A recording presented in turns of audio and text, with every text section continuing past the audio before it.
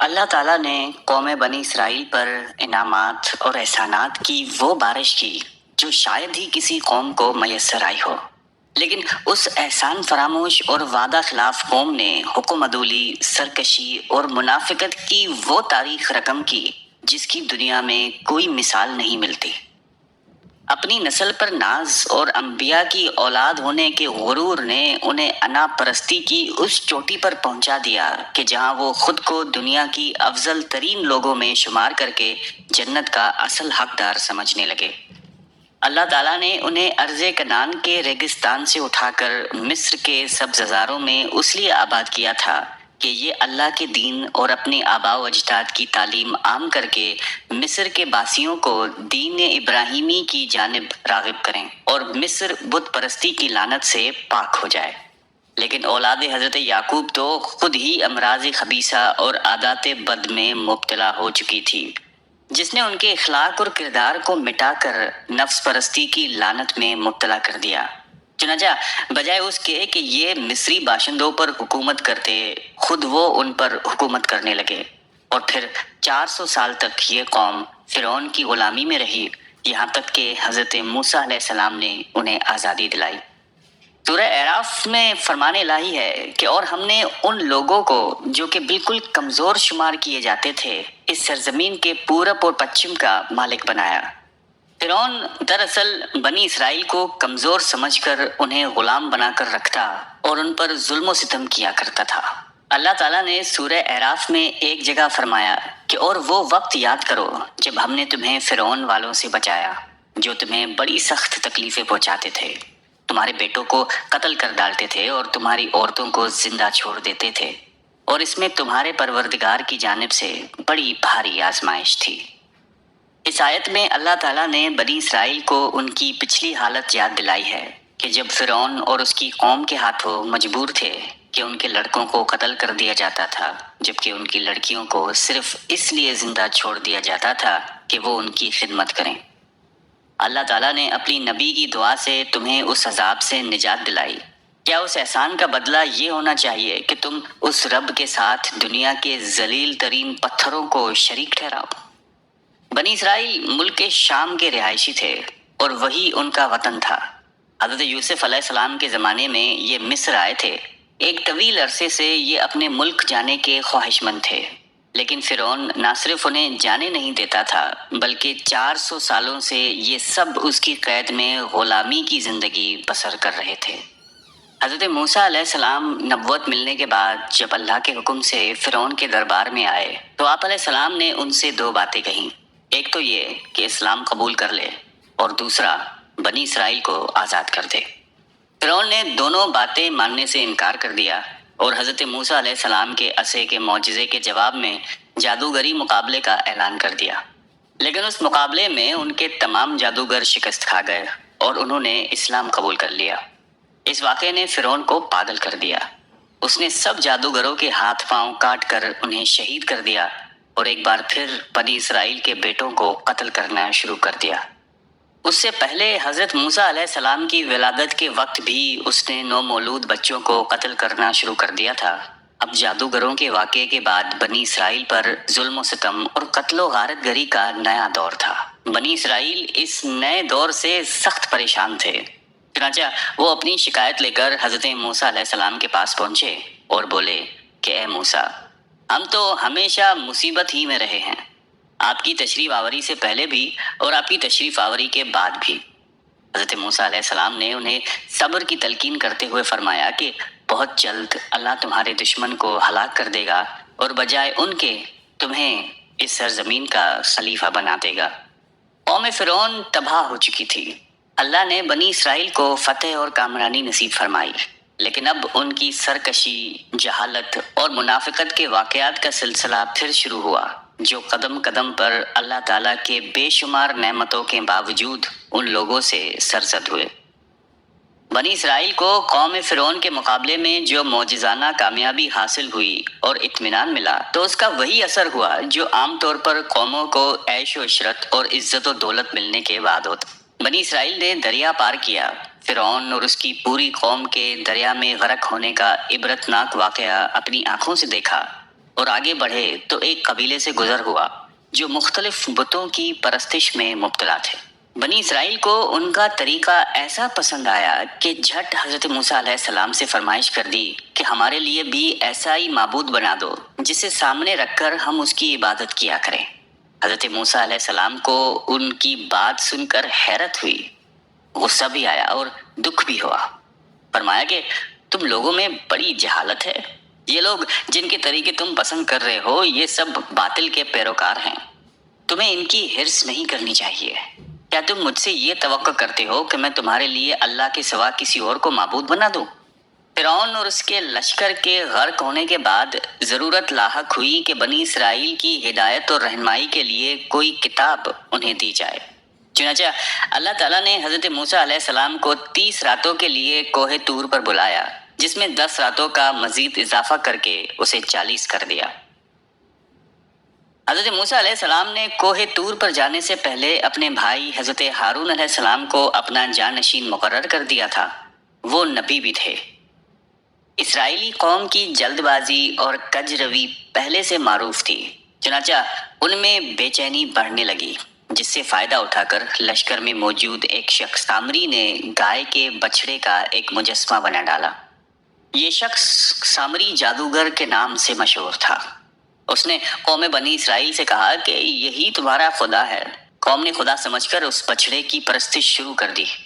حضرت موسیٰ علیہ السلام جب کوہ طور سے واپس آئے تو غصے اور رنج سے بھرے ہوئے تھے، کیونکہ انہیں وحی کے ذریعے اس واقعے کی اطلاع ہو چکی تھی۔ جب بچھڑے کا قصہ ختم ہوا اور حضرت موسیٰ علیہ السلام نے اپنے ساتھ کوہ طور سے لائی ہوئی تورات کی تختیاں پڑھ کے سنائیں تو قوم نے ایک نیا سوال اٹھایا۔ بولے، اے موسیٰ، ہمیں یہ کیسے معلوم ہو کہ یہ اللہ تعالیٰ کے احکام ہیں؟ اگر اللہ تعالیٰ ہم سے خود کہہ دے تو ہم یقین کر لیں گے۔ چنانچہ رب ذوالجلال کے حکم پر حضرت موسیٰ علیہ السلام نے قوم میں سے 70 افراد چنے اور وقت مقررہ پر انہیں کوہ طور لے گئے۔ انہوں نے اللہ تعالیٰ کا کلام سنا تو کہنے لگے کہ خدا جانے کون بول رہا ہوگا۔ ہم تو اس وقت یقین کریں گے جب اللہ تعالیٰ کو اپنی آنکھ سے دیکھ لیں گے۔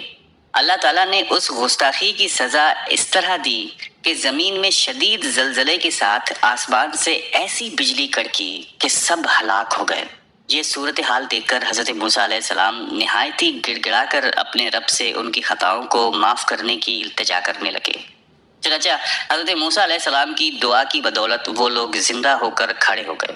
یہ 70 افراد اپنی قوم میں واپس آ گئے اور انہوں نے گواہی دی، لیکن اتنی آمیزش کر دی کہ اللہ تعالیٰ نے آخر میں یہ فرمایا کہ تم سے جس قدر ہو سکے کرنا، جو نہ ہو سکے معاف ہے۔ دراصل 400 سال تک قوم فرعون کے ساتھ رہنے سے ان کی بہت سی برائیاں ان کے مزاجوں کا حصہ بن چکی تھی۔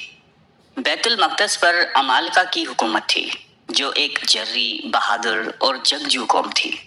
چنانچہ ارض مقدس پر قبضے کے لیے عمالقہ سے جہاد ضروری تھا۔ حضرت موسیٰ علیہ السلام نے انہیں نصرت الہی کی بشارت سناتے ہوئے یقین دلایا کہ وہ جیسے ہی بیت المقدس میں داخل ہوں گے اللہ تعالیٰ انہیں فتح اور نصرت سے سرفراز فرمائے گا۔ لیکن یہ نافرمان، منافق اور ڈرپوک قوم بیت المقدس پر قابض قوم عمالقہ کی بہادری کی شہرت سے اس قدر مرعوب تھی کہ پہلے ہی مرحلے میں ہمت ہار بیٹھے اور اللہ کی جانب سے فتح کے وعدے کے باوجود اپنے نبی کے احسانات فراموش کر کے عمالقہ سے لڑنے سے صاف انکار کر دیا۔ اور جب انہیں مزید قائل کرنے کی کوشش کی گئی تو بولے، اے موسیٰ، جب تک وہ وہاں ہیں تب تک ہم ہرگز وہاں نہیں جائیں گے، اس لیے تم اور تمہارا پروردگار ہی لڑ بھڑ لو، ہم تو یہیں بیٹھے ہوں گے۔ بنی اسرائیل کی اس سخت ترین سرکشی، حکم عدولی اور گستاخی پر مبنی جواب سے حضرت موسیٰ علیہ السلام رنجیدہ ہوئے اور بارگاہ الہی میں التجا کی۔ اللہ تعالیٰ نے جب اپنے محبوب نبی کی فریاد سنی تو فرمایا کہ اے موسیٰ، اب وہ ملک ان پر 40 سال تک کے لیے حرام کر دیا گیا ہے، یہ خانہ بدوش ادھر ادھر پھرتے رہیں گے، اس لیے تم ان فاسقوں کے لیے غمگین نہ ہونا۔ روایت میں ہے کہ یہ لوگ اپنے وطن مصر جانے کے لیے دن بھر سفر کرتے، لیکن جب صبح ہوتی تو یہ دیکھ کر پریشان ہو جاتے کہ جہاں سے چلے تھے واپس اسی جگہ پر کھڑے ہیں۔ اس طرح 40 سال تک یہ لوگ اسی میدان میں بھٹکتے رہے۔ وادی تئی ایک ایسا کھلا میدان تھا جہاں دھوپ کی تپش سمیت سردی اور گرمی سے بچنے کی کوئی بھی چیز میسر نہیں تھی۔ کھانے پینے کے لیے کچھ تھا، نہ ہی پہننے کے لیے لباس۔ حضرت موسیٰ علیہ السلام اور ان کے بھائی حضرت ہارون علیہ السلام بھی اپنی قوم کے ساتھ تھے، جنہوں نے اللہ تعالیٰ سے دعائیں کی۔ چنانچہ ان دعاؤں کی بدولت اللہ تعالیٰ نے اس بیاباں میں بھی ان نافرمان قوم کے لیے ضرورت کی ہر چیز مہیا کی۔ بنی اسرائیل نے دھوپ کی شکایت کی، اللہ تعالیٰ نے ان پر ابر کا سایہ کر دیا۔ وہ جہاں جاتے سایہ ساتھ ہوتا۔ بھوک کا تقاضا ہوا تو منو سلوہ نازل فرما دیا۔ پانی کی حاجت ہوئی تو رب العالمین نے اپنے نبی کو حکم دیا کہ پتھر پہ لاٹھی مارو، چنانچہ 12 قبیلوں کے لیے 12 چشمے پھوٹ پڑے۔ رات کے اندھیرے کی شکایت کی تو رب العزت نے ان ناشکروں پر غیب سے روشنی کا بندوبست بھی فرما دیا۔ لباس کی ضرورت ہوئی تو یہ صورت کر دی کہ کپڑے نہ میلے ہوں نہ پھٹے، اور بچوں کے بدن کے کپڑے ان کا قد بڑھنے کے ساتھ ساتھ بڑھتے رہیں۔ حضرت یوشع علیہ السلام نے سرزمین فلسطین کو بنی اسرائیل کے قبیلوں میں تقسیم کر دیا تھا تاکہ یہ لوگ آپس میں امن و سکون اور اطمینان کے ساتھ زندگی بسر کرتے رہیں۔ لیکن ہوا یہ کہ جیسے ہی حضرت یوشع علیہ السلام کی وفات ہوئی، بنی اسرائیل دوبارہ اپنے پرانے ڈگر پہ آ گئے اور دین کو چھوڑ کر طرح طرح کی بدعتیں ایجاد کر لیں۔ تورات میں اپنی مرضی سے رد و بدل کر کے بتوں کی پوجا کو اپنے لیے جائز قرار دے دیا۔ حالانکہ انبیاء کرام کا نزول ہوتا رہا، وہ انہیں روکتے رہے، لیکن وہ کفر اور شرک سے باز نہ آئے۔ اللہ تعالیٰ نے ان میں سے نبوت کا سلسلہ ختم کر کے دشمنوں کو ان پر مسلط کر دیا۔ کبھی ان پر عمالقہ قابض ہو جاتی، کبھی فلسطین کے بدو حملہ آور ہوتے، کبھی ان میں آپسی میں خون ریزی جنگ شروع ہو جاتی، یہاں تک کہ اللہ تعالیٰ نے ان پر بحریہ روم کی وادیوں میں قوم عمالقہ کے ایک ظالم اور جابر حکمران جالوت کو مسلط کر دیا۔ اس سفاک بادشاہ نے بنی اسرائیل کے تمام سرکردہ افراد کو قتل کر ڈالا اور ایک بڑی تعداد کو غلام بنا کر ساتھ لے گیا۔ بالآخر بعض لوگوں کی دعاؤں سے حضرت شمویل علیہ السلام پیدا ہوئے اور اللہ نے انہیں نبوت سے سرفراز فرمایا۔ مفسرین لکھتے ہیں کہ حضرت داؤد علیہ السلام کے زمانے میں بنی اسرائیل کے کچھ لوگوں کی صورتیں مسخ ہونے کا واقعہ پیش آیا۔ قرآن کریم میں ارشاد باری تعالیٰ ہے کہ اور تم ان لوگوں کو خوب جانتے ہو جو تم میں سے ہفتے کے دن مچھلی کا شکار کرنے میں حد سے تجاوز کر گئے تھے، تو ہم نے ان سے کہا کہ ذلیل و خوار بندر ہو جاؤ۔ بنی اسرائیل کے لیے ہفتے کا دن صرف عبادت کے لیے مخصوص تھا، اور اس دن مچھلی کے شکار سمیت ہر دنیاوی کام ممنوع تھا۔ لیکن سمندر کے کنارے آباد مچھلی کے شوقین ان لوگوں نے اپنی فطرت اور عادت سے مجبور ہو کر حکم الہی کی نافرمانی کی، جس پر اللہ تعالیٰ نے ان کی شکلیں بگاڑ دی۔ مفسرین لکھتے ہیں کہ اس مقام پر بنی اسرائیل میں 2 جماعتیں بن گئی تھیں۔ ایک وہ لوگ تھے جو حکم عدولی کرتے اور کھلم کھلا ہفتے کے دن مچھلیاں پکڑ کر نافرمانی کے مرتکب ہوتے، اور دوسری جماعت علماء کی تھی جو انہیں اس کام سے روکتے تھے، یہاں تک کہ بستی بھی 2 حصوں میں تقسیم ہو چکی تھی اور آپس کے باہمی تعلقات بھی منقطع ہو چکے تھے۔ ایک روز محسوس ہوا کہ نافرمانوں کی بستی میں مکمل سناٹا ہے۔ جب وہاں جا کر دیکھا گیا تو ان سب کی صورتیں بگڑ چکی تھی۔ حضرت قتادہ فرماتے ہیں کہ ان کے جوان بندر اور بوڑھے خنزیر بنا دیے گئے تھے، مگر وہ اپنے رشتہ دار انسانوں کو پہچانتے تھے اور ان کے قریب آ کر روتے تھے۔ حضرت عبداللہ بن مسعود رضی اللہ تعالیٰ عنہ روایت کرتے ہیں کہ بعض لوگوں نے اپنے زمانے کے بندروں اور خنزیروں کے بارے میں رسول اللہ صلی اللہ علیہ وآلہ وسلم سے دریافت کیا کہ کیا یہ وہی بگڑی ہوئی شکل والے یہودی ہیں؟ آپ نے فرمایا کہ اللہ تعالیٰ جب کسی قوم میں صورت کے بگاڑ کا عذاب نازل کرتا ہے تو اس کی نسل نہیں چلتی، بلکہ وہ چند ہی روز میں ہلاک ہو کر ختم ہو جاتی ہے۔